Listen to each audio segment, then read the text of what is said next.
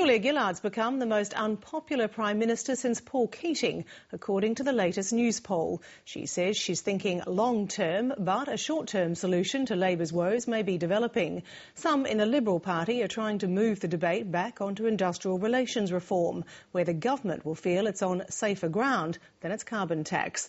The revival on IR policy and the policy push in the Liberal Party has been triggered by a falling out over Peter Reith's failed tilt at the presidency. Political correspondent Tom Eagleton has more from Canberra. In 1993, Paul Keating set a record low for a Newspoll approval rating just a few months after what would be his first and last election win. Well, these things go up and down all the time. It's early days of a long parliament. Now Julia Gillard's almost equalled his low point, and she's also playing for time. I believe that once carbon pricing is in place, people will see how the system works and the benefits of it.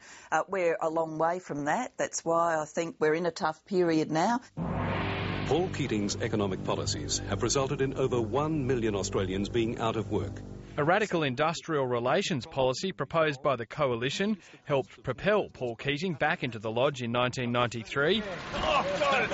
Tony Abbott's boxing up talk about that issue as he tries to dislodge Julia Gillard and her Fair Work scheme. Excellent. We're going to go. We'll be carefully watching to see how these laws work out. I was born and bred into the Liberal Party. But he's being urged to go much further. If you want to have higher living standards, you can't pretend that workplace relations is not an issue. Former hardline Industrial Relations Minister Peter Reith's breaking an agreement with Tony Abbott to stay silent on the issue.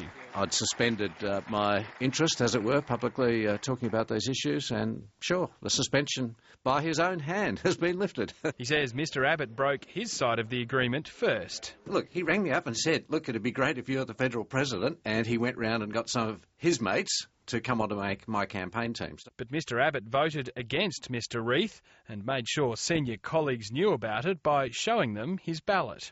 Now that Mr Reith lifted his self-imposed gag, Liberal backbenchers are getting on the industrial relations bandwagon. Labor's policy is not sacrosanct.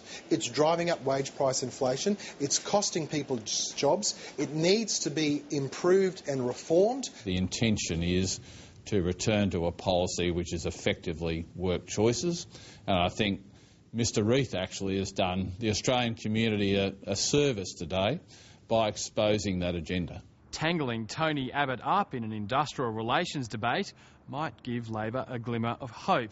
It was partially propelled into office by John Howard's work choices, and it's been downhill ever since. Tony Abbott's now leading Julia Gillard in the preferred Prime Minister question in Newspoll, which until now had been her lone bright spot.